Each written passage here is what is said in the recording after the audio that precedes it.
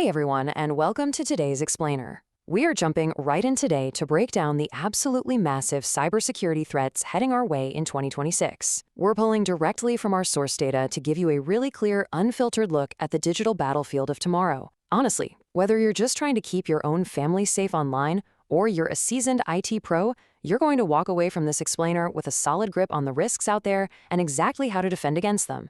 So I want you to just picture this for a second. You wake up, you grab your phone off the nightstand, you check your banking app over your morning cup of coffee, but instead of your usual balance, you see zero, nothing, totally emptied out. Or imagine logging into your laptop only to find literally decades of precious family photos irreversibly locked, accompanied by a digital ransom note.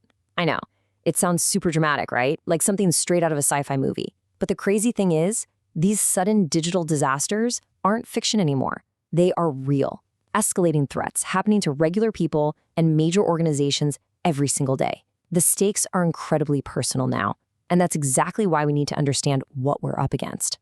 All right, let's get right into it. Here is our roadmap for today. 1. The new cyber reality. 2. AI and deepfake deception. 3. Ransomware and cloud risks. 4. Everyday device vulnerabilities. 5. The human element. And finally, 6. Your 2026 defense strategy. Okay, starting off with Section 1, the new cyber reality. To really wrap our heads around the threats of 2026, we first have to acknowledge just how hyperconnected our daily routines have actually become. I mean, think about it. We rely on smartphones and laptops for everything. We use cloud storage and online banking to manage our entire lives, social media to connect, and smart homes for convenience, which, by the way, means your smart fridge technically has the potential to accidentally leak your banking details. And of course, we are leaning heavily into artificial intelligence to get work done. While all these interconnected tools make life incredibly easy, they fundamentally blow up our digital footprint. They're basically creating countless new doors and windows for cybercriminals to try and pry open. Cybersecurity just isn't some niche IT concern relegated to a corporate basement anymore. It's on all of us. A single accidental click on a bad link, a reused weak password, or just ignoring that annoying software update notification can suddenly expose incredibly sensitive data. Moving right along to Section 2, AI and deepfake deception. Look, artificial intelligence has totally transformed legitimate industries, but it has been aggressively weaponized by attackers. Cybercriminals are using AI right now to generate highly convincing phishing emails that read perfectly. They use it to automate the discovery of vulnerabilities in networks, so they essentially have a tireless, robotic scout poking at weak points 24/7. They're even creating adaptive malware that literally shifts and changes to dodge security defenses. And if they get in, they use AI to rapidly analyze mountains of stolen data to find your most valuable info instantly. But honestly, the most jarring part is the ability to produce realistic fake voices and videos. Imagine sitting at your desk and getting a frantic phone call. It sounds exactly like your manager, matching their exact tone and cadence, ordering you to wire funds immediately. That kind of voice cloning is a reality today, making these scams deeply psychological and frankly terrifyingly believable. The leap from traditional threats to what we're seeing in 2026 is just staggering. Think about traditional phishing. It was clumsy, right? We were all trained to spot those obvious spelling mistakes, the weird greetings, those glaringly suspicious links. But 2026 phishing, it is hyper-personalized. Attackers are using AI to scrape your public data from social media, crafting emails tailored specifically to you and your interests. They spin up fake company websites that look pixel perfect. They even use video deepfakes of public figures or company executives to mandate action. The deception has evolved from something you could easily spot with a little common sense to something that actively tricks our own eyes and ears. Let's shift gears to Section 3, ransomware and cloud risks. So moving from personal deception to massive systemic threats, we really have to look at this specific evolution in how ransomware operates called double extortion. Back in the day, ransomware just locked your computer and demanded a few hundred bucks in Bitcoin to give you the key. Annoying, but somewhat straightforward. Today, modern ransomware groups target massive entities. We're talking hospitals, school districts, local governments, massive enterprises. And they don't just lock the doors anymore. They sneak in, they steal massive troves of sensitive private data, and then they lock the doors. If the victim organization refuses to pay up, the attackers threaten to publish all that sensitive patient, student, or customer data straight to the dark web. It is a completely devastating double threat.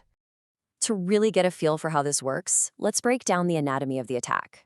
First up, step 1, the silent theft of sensitive data. Hackers might be lurking in a network for weeks, quietly extracting files before anyone even notices. Then, step 2, boom, the sudden, catastrophic encryption of files, bringing the whole business or hospital to an absolute standstill. And finally, step 3, the blackmail, the threat to publish everything. Modern ransomware doesn't just block your access. It actively weaponizes our fundamental right to privacy. It is literally one of the most damaging cyber threats on the globe right now. And going hand in hand with ransomware are the risks associated with the cloud. As organizations push all this critical data onto cloud platforms, security entirely depends on getting the configuration and management exactly right. When breaches happen, it's so often due to silly things like misconfigured storage buckets just left completely open to the public internet, or weak access controls, or cloud credentials that got stolen via those deepfake phishing attacks we just talked about. Sometimes it's just excessive permissions. Maybe a low-level employee's account gets hacked, but because someone accidentally gave that account too much access, the hacker can suddenly roam free through the entire corporate network. Okay, section 4, everyday device vulnerabilities. Let's zoom back from corporate networks and look right in your pocket. Think about your smartphone. It is arguably the most critical piece of hardware you own. I mean, it holds your banking apps, your work emails, your biometric data, personal photos, and, crucially, your multi-factor authentication codes. This makes mobile devices an absolute goldmine for criminals. They target these phones constantly. We're talking fake applications hiding in plain sight on app stores, malicious links sent right through messaging apps, silent attacks executed while you're sipping a latte on unsecured public Wi-Fi, and exploiting operating system vulnerabilities on phones that just haven't been updated in a while. Actually, a major avenue for mobile attacks today is something called smishing or SMS phishing. Because we are so deeply conditioned to immediately open and trust text messages, whether it looks like an Amazon package delivery notification or an urgent bank fraud alert, smishing completely bypasses a lot of our natural skepticism. It's just a highly effective, incredibly sneaky way for attackers to deliver malicious links right to your home screen. And hey, the threat definitely extends beyond just your phone. Take a look around your house or your office. The Internet of Things, IoT, has exploded. We've got security cameras, smart TVs, smart speakers, smart locks, even massive industrial sensors in factories. These are all basically tiny computers connected to the internet. If they are left unsecured, and especially if they are left with those factory default passwords like admin123 that literally anyone can Google, your Wi-Fi connected toaster could be hijacked to become part of a massive global botnet used to attack other targets. Or it just becomes an incredibly easy open window for attackers to climb right into your home network. Which brings us to section 5, the human element. We've talked a ton about hardware and software, but guess what? The ultimate vulnerability is actually us. This is the dark art of social engineering. Attackers love to manipulate human psychology, our natural desire to be helpful, or our knee-jerk reaction to panic and urgency. They frequently impersonate trusted figures to do this. They'll pretend to be IT support, asking to verify your credentials to fix some fake server meltdown. They'll masquerade as bank employees, warning you of a fraudulent charge, just to steal your one-time text code. They mimic delivery drivers, government officials, company executives. Their entire goal is to completely bypass the million-dollar firewalls and military-grade encryption by simply convincing you to hand over the keys. Finally, Section 6, your 2026 defense strategy.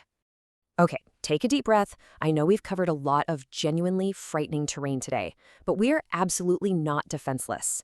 Adopting these simple daily digital habits will dramatically build up your armor against pretty much everything we've just discussed. First, use multi-factor authentication, MFA, wherever it's available. It's a secondary lock on your digital doors. Keep your software and operating systems continuously updated. Those updates are literally patching the exact holes hackers are trying to use.